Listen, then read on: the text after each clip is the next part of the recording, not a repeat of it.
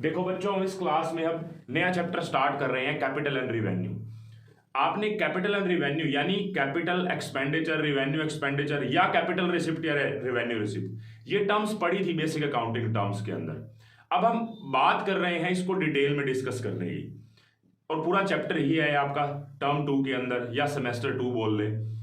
देखो, capital expenditure और revenue expenditure होते क्या हैं। बात तो ये होती है कि एक्सपेंडिचर क्या होता है।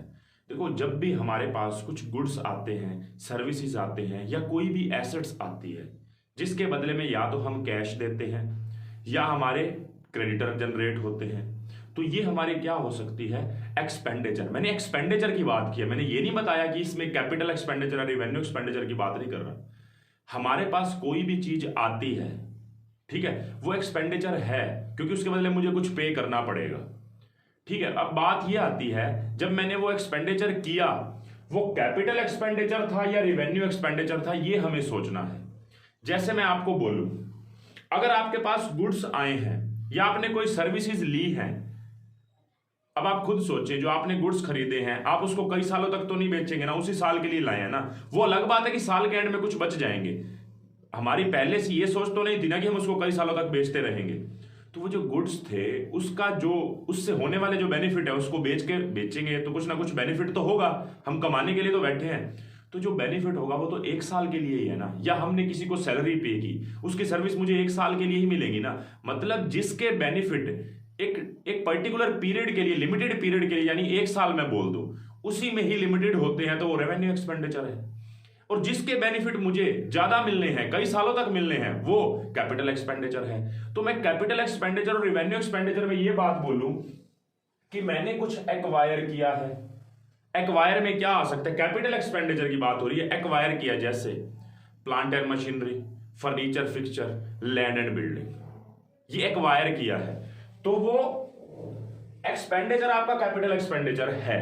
लेकिन अगर मान लो मैंने कुछ एक्वायर नहीं किया, लेकिन मेरी उस फिक्स्ड एसेट्स की वैल्यू में इंक्रीज आ रहा है, तो वो भी कैपिटल एक्सपेंडिचर है। अब आप कहोगे कि ये इंक्रीज कैसे आएगा उसकी वैल्यू में। मान लो मैंने कोई एक एसेट्स परचेज की है, जैसे मैं एग्जांपल लेता हूं बिल्डिंग परचेज की मैंने, और वो मेरी एक्वायर हो गई। एक्वायर तो पक्का है, फिक्स्ड एसेट्स है। अब एक साल बाद मैंने उसके ऊपर मैंने उस बिल्डिंग को रेंट पे चढ़ा दिया। रेंट, मैंने बिल्डिंग ली ही रेंट के लिए थी, मान लेते हैं। एक साल तक मेरे पास वहां पे रेंट पे लोग बैठे रहे, मुझे वहां से कमाई हो रही थी। साल के बाद मैंने वहां पे व्हाइट वॉश फिर से करवा दिया। एक तो खरीदते टाइम करवाया था, साल के बाद फिर से व्हाइट वॉश करवा दिया। बात यह है कि मैं हर साल ये व्हाइट वॉश करवा रहा हूं, उसका बेनिफिट मुझे एक साल तक नहीं मिल रहा, देख, क्योंकि हर साल मैं करवा रहा हूं। और दूसरी बात, उस व्हाइट वॉश करवाने से मेरी अर्निंग कैपेसिटी नहीं बढ़ने वाली, मतलब मेरी अर्निंग में कुछ इंक्रीज नहीं होने वाला। जैसे देखो, मैंने जिसको रेंट पे बिठाया था वो मुझे पहले भी 10,000 पर मंथ दे रहा था, अभी भी 10,000 पर मंथ दे रहा है। मैंने सिर्फ वो टिका रहे मेरे पास, ताकि गंदगी ना फैले, अच्छा दिखे मकान, तो मेरे पास टिका रहे। इस कारण से मैंने व्हाइट वॉश करवा दिया। मतलब मुझे उससे होने वाला बेनिफिट सिर्फ एक साल का है। और सबसे बड़ी बात, वहां पे मेरी अर्निंग में कोई इंक्रीज नहीं आया, क्योंकि आगे भी मुझे वो पर्सन जिसको मैंने रेंट पे बिठाया है, जो भी किराएदार है, वो मुझे उतने ही पैसे देगा जितने मुझे उसने देने हैं। हाँ, मैं उसका रेंट बढ़ा दूं, वो इस कारण से नहीं बढ़ाऊंगा कि भाई मैंने व्हाइट वॉश करवाया है। व्हाइट वॉश कोई रीजन नहीं होता। वो मार्केट की फ्लक्चुएशन के कारण रेट बढ़ जाए, वो एक अलग बात है। मेरे इस खर्चे के कारण, एक व्हाइट वॉश करवाने के कारण अर्निंग नहीं बढ़ी, ये बात ध्यान रखें। लेकिन अगर मान लो एक साल के बाद वही किराएदार मुझे ये कहता है कि मुझे इस मकान के अंदर फैसिलिटी के तौर पे मुझे फर्नीचर भी लगवा के दे दो, फर्निश्ड हाउस दे दो। अगर मैं फर्नीचर लगवा के दूंगा तो क्या मुझे वो और पैसे देगा? उसे रेंट तो बढ़ाऊंगा मैं उसका। मतलब वो जो मैंने फर्नीचर का खर्चा बिल्डिंग में किया, उसने मेरी अर्निंग कैपेसिटी को इंक्रीज कर दिया। वो मैंने चाहे साल बाद खर्चा किया, चाहे 2 साल बाद किया, उसने मेरी अर्निंग कैपेसिटी को बढ़ा दिया। देखो, आप ये समझिए कि आपकी फिक्स्ड एसेट्स की वैल्यू कब इंक्रीज होगी। फिक्स्ड एसेट्स की वैल्यू तब इंक्रीज मानी जाएगी जब उससे होने वाली अर्निंग इंक्रीज हो जाएगी। कभी भी अगर मेरी फिक्स्ड एसेट्स से होने वाली अर्निंग इंक्रीज हो जाएगी, तो अपने आप ही मैं क्या बोलूंगा, increasing in the value of fixed assets. मैंने साल के बाद बिल्डिंग पे रिपेयर करवा दिया, वो क्या है, वो मेरा एनुअल खर्चा है, होना ही होना है, उससे किराएदारी पे कोई फर्क नहीं पड़ने वाला। मैंने उसको फर्निश्ड हाउस दिया है ना, जो एक्स्ट्रा खर्चा किया है वो मेरी अर्निंग कैपेसिटी को बढ़ाएगा। ठीक है, जैसे सिनेमा हॉल के अंदर 100 की सीटिंग कैपेसिटी है, मैंने उस सीटों को ना रिप्लेस करवा दिया, कुछ चेंजेस कर दिए, क्योंकि वो टूटी फूटी थी, उसको मैंने कुछ को ठीक करवाया, रिपेयर करवाया, उससे मेरी सिनेमा हॉल वाले की अर्निंग कैपेसिटी नहीं बढ़ेगी। लेकिन उसने उस 100 सीटों के साथ एडजस्टमेंट करके जगह जो बन रही थी उसमें 20 सीटें और लगवा दी, वो खर्चा जो है उसकी अर्निंग कैपेसिटी को बढ़ाएगा। ये बात ध्यान रखें। इसलिए जब भी आपकी अर्निंग कैपेसिटी बढ़ेगी ना, तो ऑटोमेटिकली आप उसको क्या बोलेंगे, कैपिटल एक्सपेंडिचर। लेकिन कुछ खर्चे ऐसे हैं जिसके कारण से हमारी अर्निंग कैपेसिटी बढ़ती नहीं है लेकिन मेंटेन होती है। सोचे, अगर वो सिनेमा हॉल के अंदर सीट ना बदलवाता जो टूटी हुई थी, तो लोग आना पसंद ना करते, बल्कि मेरी अर्निंग घट जाती। इसलिए अर्निंग को मेंटेन करने के लिए जो खर्चा किया जाता है ना, सिर्फ मेंटेन करने के लिए, बढ़ेगी नहीं, मेंटेन करने के लिए जो खर्चा किया जाता है, हम उसको क्या बोलते हैं, रिवेन्यू एक्सपेंडिचर। ठीक है, और जिससे मेरी अर्निंग कैपेसिटी बढ़ जाती है वो मेरे लिए है कैपिटल एक्सपेंडिचर। तो जो खर्चा आपका कैपिटल एक्सपेंडिचर है वो बैलेंस शीट में एसेट साइड आएगा, उसका benefit over a long period मिलेगा। जबकि मुझे रिवेन्यू एक्सपेंडिचर का बेनिफिट जो मिलेगा वो ड्यूरिंग द करंट पीरियड, सिर्फ 1 साल के लिए मिलेगा। बार बार ये खर्चा करना पड़ेगा। ठीक है, मेंटेनेंस जरूरी होती है, लेकिन मेंटेनेंस के साथ कुछ ऐसा खर्चा करना जिससे अर्निंग कैपेसिटी भी इंक्रीज हो जाए। देखो, मैंने बिल्डिंग में किराएदारी का एग्जांपल दिया कि फर्नीचर लगवा दो, हमारा रेंट हमको ज्यादा मिलने लग जाएगा। सिनेमा हॉल के अंदर सीटिंग कैपेसिटी बढ़ा दो, हमें अर्निंग ज्यादा हो जाएगी। लेकिन सीटों को चेंज करवाना या उसको रिपेयर करवाने से हमारी अर्निंग कैपेसिटी मेंटेन रहेगी। बिल्डिंग का एनुअल व्हाइट वॉश करने से हमारी अर्निंग कैपेसिटी मेंटेन रहेगी। जहां पे मेंटेन रहेगी वहां पे कैपिटल एक्सपेंडिचर है, सॉरी रिवेन्यू एक्सपेंडिचर है, जहां पे इंक्रीज होगी वहां पे कैपिटल एक्सपेंडिचर है। अब बात ये आती है आगे कि जो मैंने आपको ये बताया, या मैं रीड कर देता हूं बेसिकली, कि एक्वायर करना या increase in the value of fixed assets, जिससे अर्निंग कैपेसिटी बढ़ जाए, जिसका बेनिफिट हमें ओवर ए लॉन्ग पीरियड मिलेगा, वो कैपिटल एक्सपेंडिचर है। और जो हमारी वैल्यू ऑफ फिक्स्ड एसेट्स नहीं बढ़ाते, सिर्फ मेंटेन करते हैं अर्निंग कैपेसिटी को, और जिसका बेनिफिट ड्यूरिंग करंट पीरियड मिलेगा, वो मेरे लिए रिवेन्यू एक्सपेंडिचर है। देखो, कई बार पता है क्या होता है, कई बार ना कुछ ऐसे खर्चे होते हैं जिससे मेरी अर्निंग नहीं बढ़ती लेकिन मेरे खर्चे कम हो जाते हैं, रिवेन्यू खर्चे कम हो जाते हैं, वो भी तो अर्निंग बढ़ा ही रहा है। आप खुद सोच के देखो, मैं एक आइटम ना, बहुत ध्यान से सुनना, मैं एक आइटम 100 रुपए की बेचता हूं, खरीदता हूं 70 रुपए की, मुझे कितने रुपए बचे, 30 रुपए। अब मैंने 40 बचाने हैं, तो मैं 70 वाली को 110 में बेचूं तभी 40 बचेंगे क्या? नहीं, जरूरी नहीं है। 70 वाली को 110 में बेच के 40 बचाने की जरूरत नहीं है। ऐसा हो सकता है कि 100 की ही बेचो, खरीदो 60 में ना। ऐसे हिसाब किताब लगाओ कि जहां से आप परचेज करते हो वहां से आपको 60 की पड़ जाए। कई लोग क्या करते हैं, जब परचेज कर रहे होते हैं, जो दुकानदार टाइप होते हैं, जो डीलर होते हैं, वो आगे जहां पे परचेज करते हैं वहां से सस्ते से लेके आते हैं और मार्केट में सस्ते में भी बेच देते हैं अपने कंपटीटर को डाउन करने के लिए। हम सोचते हैं पता नहीं कैसे वो सस्ते में बेच रहा है। समझ रहे हैं बात को? तो कहने का मतलब क्या है, जरूरी नहीं है कि आपकी अर्निंग कैपेसिटी बढ़े, आपके रिकरिंग खर्चे जो है ना, जो आपके रिवेन्यू एक्सपेंडिचर जो हैं, उस खर्चे के कारण घट जाएं। मैं कह रहा हूं, मैं रिवेन्यू एक्सपेंडिचर नहीं कर रहा, जो खर्चा कर रहा हूं उससे मेरे डेली के रिवेन्यू एक्सपेंडिचर जो है ना वो कम होते जा रहे हैं। जैसे, अब ध्यान से सुनना, ये भी मैंने क्या किया कि ना, एक कार थी, कार की ना इंजन जो था वो खराब हुआ पड़ा था, बिजनेस पर्पस के लिए वो कार यूज हो रही थी। अब जब वो कार थी ना, उसका इंजन मैंने बदलवा दिया। पहले वही कार, इंजन बदलवाने से पहले वो कार जो थी, अगर वो 100 किलोमीटर चलती है या एक पर्टिकुलर किलोमीटर चलती है तो वहां पे ना 2-3 लीटर ले लेती थी। अब जब मैंने इंजन चेंज करवाया ना, वहां पे वो 2 लीटर में भी काम चल जाता है। पहले 3 किलोमीटर मेरा डीजल या पेट्रोल लग रहा था, अब वहीं पे इंजन चेंज करवाने के बाद वहां पे कितना खर्चा लग रहा है मेरा, 2 लीटर पेट्रोल, जो पहले 3 लीटर लग रहा था।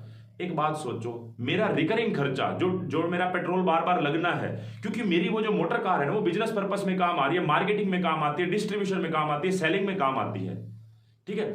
तो वो जो मेरा 1 लीटर का पेट्रोल बचा, हर बारी जितनी बार भी हम उसको चलाएंगे पर 100 किलोमीटर, मान लेता हूं मैं एग्जांपल ले रहा हूं, ज्यादा उसकी प्रैक्टिकल बात में मत जाओगे कितना पीती है कितना तेल लेती है, तो मैं आपको ये बोल रहा हूं कि वहां पे हमने पैसे बचाए, खर्चा बचाया, इनकम नहीं बढ़ी, हमारी अर्निंग कैपेसिटी नहीं बढ़ी, हमारे रिकरिंग खर्चे कम हो गए, तो वो भी कैपिटल एक्सपेंडिचर है। बात आपको समझ आनी चाहिए कि जो भी मेरी अर्निंग कैपेसिटी को बढ़ाएगा या मैं लिख देता हूं साथ में, डिक्रीज कर देगा क्या, रिकरिंग खर्चे, यानी रिकरिंग खर्चे का मतलब क्या है, रिकरिंग एक्सपेंसेस का मतलब रिवेन्यू एक्सपेंडिचर भी बोल सकता हूं, वो अगर कम हो गए तो वो भी मेरे लिए क्या है, कैपिटल एक्सपेंडिचर ही है। अब एक एक करके हम कैपिटल एक्सपेंडिचर के हर एक पॉइंट पे बात करते हैं। देखो मैंने जो आपको अभी पढ़ाया उसी को ही कंटिन्यू करूं, कुछ बातें तो वही है, मैंने इसके हिसाब से फीचर्स लिख दिए।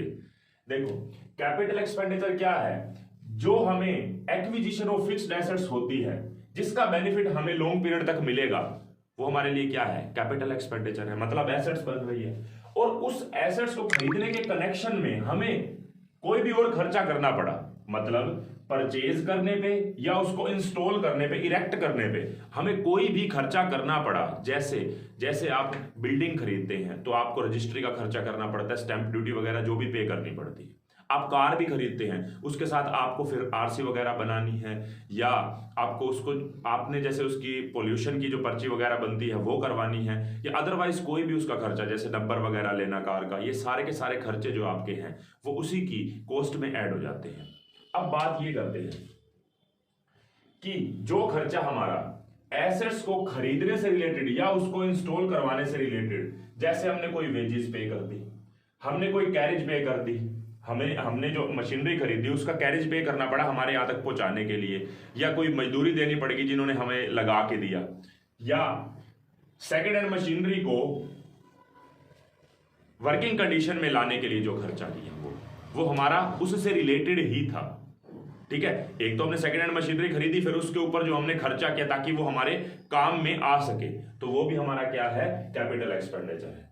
उसके बाद इंप्रूवमेंट की है और एक्सटेंशन ऑफ फिक्स्ड एसेट्स जिससे अर्निंग कैपेसिटी बढ़ गई है, जैसे सिनेमा हॉल का एग्जांपल ले लिया, या बिल्डिंग के ऊपर हमने फर्नीचर लगवा दिया, जैसे मैंने आपको भी बताया भी है पीछे, तो आप सिनेमा हॉल में सीटिंग कैपेसिटी बढ़ाते हैं तो आपकी अर्निंग कैपेसिटी बढ़ेगी, या आप बिल्डिंग के अंदर फर्नीचर लगवा देते तो फर्निश्ड हाउस से आपको रेंट ज्यादा मिलेगा वो।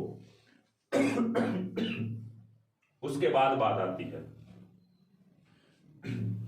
एक्सपेंडिचर जो हमने किया up to point assets is put to use. इसका मतलब क्या है पुट टू यूज का, देखो हमने ना यहां पे एसेट्स परचेज की जो 1 लाख रुपए की थी, फिर खरीदी, फिर यहां पे हमें उसके साथ कुछ और भी खर्चा देना पड़ेगा, जैसे इसका कोई रजिस्ट्री का खर्चा था अभी पेंडिंग था, यहां पे कोई लीगल खर्चा हो गया 3000 का, यहां पे मान लो, ठीक है। ऐसे ही मान लो हमने यहां पे जब खरीदी थी तो ब्रोकरेज देनी पड़ी थी जिससे खरीदी थी, तो 1,05,000 यहां पे 3,000 और देने पड़ गए, टोटल यहां पे हमारे कितने हो गए 1,08,000। यहां पे एसेट्स पुट टू यूज है, मतलब उस एसेट को फर्स्ट टाइम यूज में लेके आए, उससे चाहे प्रोडक्शन हुई चाहे सेलिंग हुई, कुछ भी जो हमने एसेट्स खरीदी थी उसको फर्स्ट टाइम यहां पे यूज किया। यहां पे ना हमने ना एसेट्स को खरीदने के लिए एक लोन लिया था, या बनवाने के लिए, एसेट्स बनवाते भी कंस्ट्रक्ट भी करते जैसे बिल्डिंग है, हमने एक लोन लिया था, उस लोन का जो इंटरेस्ट है वो ईयर एंड पे पीएनएल में जाता है। लेकिन जब आपने जो एसेट्स खरीदी है, जिस दिन पुट टू यूज है उससे पहले तक के पीरियड का जो इंटरेस्ट होगा ना वो पीएनएल में नहीं जाएगा, मतलब रिवेन्यू एक्सपेंडिचर नहीं है, वो कैपिटल एक्सपेंडिचर है। हाँ, इसके बाद वाला आपका क्या हो जाएगा, revenue expenditure. Put to use से पहले वाला कोई भी एसेट्स को खरीदने के लिए लोन लिया था तो जो लोन का इंटरेस्ट होगा वो एसेट्स की कॉस्ट में ही एक हिसाब से चला गया, क्योंकि वो कैपिटल एक्सपेंडिचर मान लिया गया। जब तक काम ही स्टार्ट नहीं हुआ तो जो एक हिसाब से मुझे जेब से ब्याज नहीं पड़ रहा, आप खुद सोच के देखो, मैंने कहीं से लोन लिया है, लोन के ब्याज या उसके प्रिंसिपल कहां से उतारूंगा? कमा के तो उतारूंगा। अभी कमाई स्टार्ट नहीं हुई, यहां से स्टार्ट होगी। तो अब तक का जो इंटरेस्ट है तो मेरी जेब से ऐसे ही निकल गया। मैं इसको अपना बिजनेस का रेगुलर खर्चा थोड़ी ना मानूंगा। जब तक एसेट्स को यूज में नहीं लेके आया तब तक का इंटरेस्ट आपका कहां जाएगा? एसेट्स की कॉस्ट में ही ऐड हो जाएगा। मान लो ये टोटल 12 महीने है, इसका इंटरेस्ट मान लो बनता है, इंटरेस्ट डेबिट टू बैंक 12,000 रुपए, और ये पीरियड है मान लो 9 मंथ। ये एक है, 1 जनवरी है नेक्स्ट ईयर की, या 31 दिसंबर है पिछले साल की, जो भी लगा लो। 1 अप्रैल से लेके 31 दिसंबर तक का जो इंटरेस्ट है ना, वो तो एसेट्स की कॉस्ट में चला जाएगा। एसेट्स डेबिट हो जाएगी 9,000 से, और पीएनएल डेबिट हो जाएगा 3,000 से, और इंटरेस्ट क्रेडिट हो जाएगा 12,000 से। मतलब जो इंटरेस्ट हमने डेबिट किया उसको क्रेडिट तो करेंगे, लेकिन उसके अगेंस्ट एसेट्स डेबिट होगी 9,000 से, पीएनएल डेबिट होगा 3,000 से। तो इस बात को समझे, ठीक है। तो मैंने जो आपको बताया कि पुट टू यूज से पहले तक का इंटरेस्ट हो गया, लीगल एक्सपेंस हो गए, ब्रोकरेज होगी, वो सारा का सारा हमारा कहां पे जाएगा? कैपिटल एक्सपेंडिचर में। उसके बाद अगर देखो एक जिस पर्सन ने बिजनेस स्टार्ट किया है, अभी उसका बिजनेस स्टार्ट ना हो और 2-3 महीने उसको वेट करना पड़े, लेकिन पूंजी तो आज ही लग गई है। अब ये 2-3 महीने उस पैसे को अगर ना लगाता, क्योंकि ये हमारा कौन सा वेस्ट पीरियड है, इसमें कोई ब्याज नहीं मिलने वाला, बिजनेस ही स्टार्ट नहीं हुआ। मैंने बिजनेस बनाना 3-4 महीने तो वेट करना पड़ेगा ना उसको स्टार्टअप करने के लिए अच्छे से। वो जो 4 महीने का जो मेरी कैपिटल मैंने बिजनेस में लगाई, अगर बिजनेस में ना लगाता तो उसके ऊपर मुझे ब्याज मिलता कि नहीं? बैंक तो देता ब्याज। तो वो जो ब्याज थी वो मैंने गवाई ना। अगर गवाई तो मैं बिजनेस के लिए क्या ट्रीटमेंट करूंगा उसके लिए? अगर मैं पर्सनली सोचूं, मैं मालिक हूं बिजनेस का, मैंने बिजनेस में पैसा लगाया है, तो बिजनेस के पॉइंट ऑफ व्यू से सोचो, जब बिजनेस स्टार्ट ही नहीं हुआ तो उस दिन तक का जो इंटरेस्ट ऑन कैपिटल होगा जो मालिक ने पैसा लगाया है, वो एसेट्स की कॉस्ट में ही चला जाएगा। जैसे यहां पे इंटरेस्ट ऑन लोन का था ना, वैसे कैपिटल का भी interest on capital up to point production is ready to commenced, मतलब जिस दिन हमारी प्रोडक्शन स्टार्ट होने के लिए तैयार है उस दिन तक का। जिस दिन मान लो 1 अप्रैल को बिजनेस में पैसा लगा दिया, 1 जुलाई को प्रोडक्शन स्टार्ट होनी है, तो वो 3 महीने का जो इंटरेस्ट ऑन कैपिटल था वो भी हमारा एसेट्स की कॉस्ट में ही चला जाएगा। मतलब मैं ये बोलूं कि आपका क्या होगा, एंट्री क्या हो बनती है, interest on capital debit to capital. मालिक के अकाउंट में मान लो 18,000 रुपए का इंटरेस्ट हमने डालना था पूरे साल का, और यहां पे मान लो, अब मैं ना एग्जांपल चेंज कर रहा हूं, लाइन वाइज चलने दे रहा हूं ना। जहां पे मैंने पहले पुट टू यूज लिखा था, मैं यहां पे लिख देता हूं production is ready to commence. तो इस पीरियड की जो ये 9 मंथ्स है ना, यहां तक का इंटरेस्ट ऑन कैपिटल तो कहां चला जाएगा? एसेट्स की कॉस्ट में ही डेबिट हो जाएगा, मतलब 13,500, और बाकी पीएनएल में चला जाएगा 3 महीने का 4500, और इंटरेस्ट ऑन कैपिटल को हम क्या कर देंगे? क्रेडिट कर देंगे। ये हमारा ट्रीटमेंट हो जाएगा।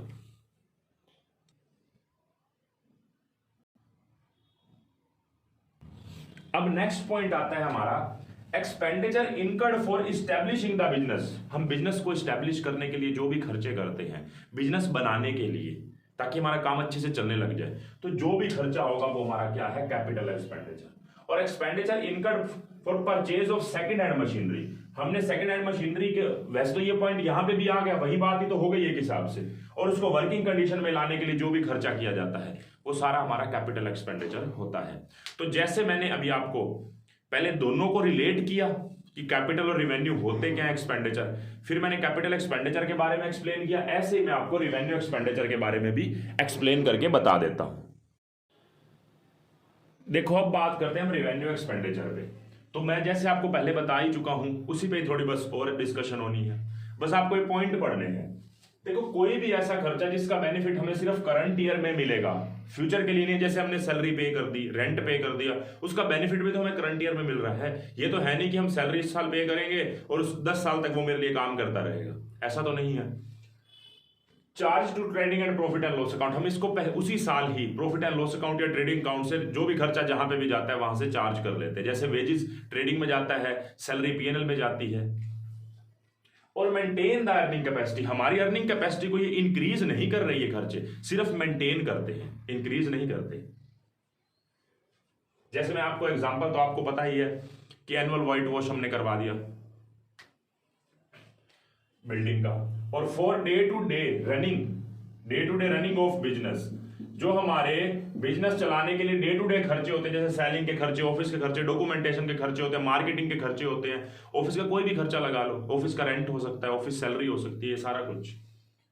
और ordinary repair and maintenance of fixed asset, जैसे एनुअल व्हाइट वॉश, जो ऊपर भी बात आई है वही चीज है, बस अलग अलग नाम से मैं उसको प्रेजेंट कर रहा हूं। तो जो भी रिपेयर एंड मेंटेनेंस होता है नॉर्मल, वो सारा का सारा हमारा किस में जाता है, रिवेन्यू एक्सपेंडिचर में। हमने कुछ गुड्स परचेज किए हैं रीसेल के लिए, जिसको स्टॉक इन ट्रेड बोला जाता है, गुड्स खरीदे हैं बेचने के लिए, तो वो मेरे लिए क्या है, रिवेन्यू एक्सपेंडिचर है। डेप्रिसिएशन लगाते हैं जो हर साल हम, अब देखो एसेट्स, फिक्स्ड एसेट जो परचेज की थी वो कैपिटल एक्सपेंडिचर था, लेकिन उसका कुछ हिस्सा टुकड़ों में धीरे धीरे पीएनएल में जाता है, एक ही बार में नहीं। उसको रिवेन्यू एक्सपेंडिचर नहीं बोलते, पूरे के पूरे एसेट जो खरीदी है उसके थोड़े थोड़े पार्ट को धीरे धीरे हम डिवाइड करके जो पीएनएल में डालते हैं, जिसको डेप्रिसिएशन बोला जाता है। ठीक है, तो डेप्रिसिएशन आपके लिए रिवेन्यू एक्सपेंडिचर है, लेकिन फिक्स्ड एसेट जो आपने परचेज किया वो कैपिटल एक्सपेंडिचर है। परचेज ऑफ रॉ मटेरियल, जो आपने रॉ मटेरियल परचेज किया है, इसका क्या करेंगे आप, कन्वर्ट करेंगे किस में, फिनिश गुड्स में। तो जो रॉ मटेरियल परचेज किया वो भी रिवेन्यू एक्सपेंडिचर है। आपने इंटरेस्ट ऑन लोन पे किया या इंटरेस्ट ऑन कैपिटल, जैसे पॉइंट वहां पे भी आया था कैपिटल एक्सपेंडिचर में, लेकिन वो कह रहा था वहां पे एसेट पुट टू यूज से पहले तक के खर्चे, जितना भी इंटरेस्ट होगा लोन का जो आपने एसेट्स को खरीदने के लिए लिया है या बिजनेस बनाने के लिए जो मालिक ने पैसा लगाया है, उसका जो इंटरेस्ट होगा वो कब तक का, जिस दिन बिजनेस स्टार्ट होता है, मतलब यानी मैं क्या बोलूं, एसेट जो पुट टू यूज है, जिस दिन उसको फर्स्ट टाइम यूज में लेके आए, उस दिन से पहले तक का जितना भी इंटरेस्ट है, चाहे वो कैपिटल का चाहे वो लोन का, वो सारा का सारा किस में जाता था, जो पहले वाला था वो कैपिटल एक्सपेंडिचर में। और अब ये बाद वाले की बात कर रहे हैं, क्या कह रहे हैं, after interest on capital after the assets is put to use, assets के पुट टू यूज होने के बाद वाले पीरियड का जो इंटरेस्ट है वो हमेशा के लिए ही क्या है, रिवेन्यू एक्सपेंडिचर है। लेकिन पुट टू यूज से पहले जितना भी इंटरेस्ट होगा वो सारा का सारा हमारा कैपिटल एक्सपेंडिचर है। ठीक है, और replacement of worn out part of existing machine, जो आपको मैंने बताया था कि अगर मान लो आप इंजन को बढ़िया कैपेसिटी वाला लगवा दें, जिससे मेरे जो पेट्रोल की खपत थी वो आपकी कम हो रही थी पहले से, तो आपकी अर्निंग कैपेसिटी नहीं बढ़ रही थी लेकिन रिकरिंग खर्चे घट रहे थे, तो वो भी कैपिटल एक्सपेंडिचर था। लेकिन यहां पे हम इंजन जो चेंज करवा रहे हैं वो अच्छी कैपेसिटी वाला नहीं लगवा रहे, सिर्फ रिप्लेस कर रहे हैं, जो उसकी लाइफ खत्म हो गई थी हमने सेम वैसा ही इंजन दोबारा लगवाया है। इससे कोई मेरी जो इंजन की कैपेसिटी थी उसमें कोई चेंज नहीं आया, ना ही कोई मेरी पेट्रोल की खपत में चेंज आया। तो कहने का मतलब है जब मैंने कुछ रिप्लेसमेंट कर दिया, worn out part of existing machine, कुछ ऐसा पार्ट जो जिसका यूज नहीं था, जो खराब हो गई थी, उसको रिप्लेस करना हमारे लिए कैपिटल एक्सपेंडिचर नहीं, रिवेन्यू एक्सपेंडिचर है।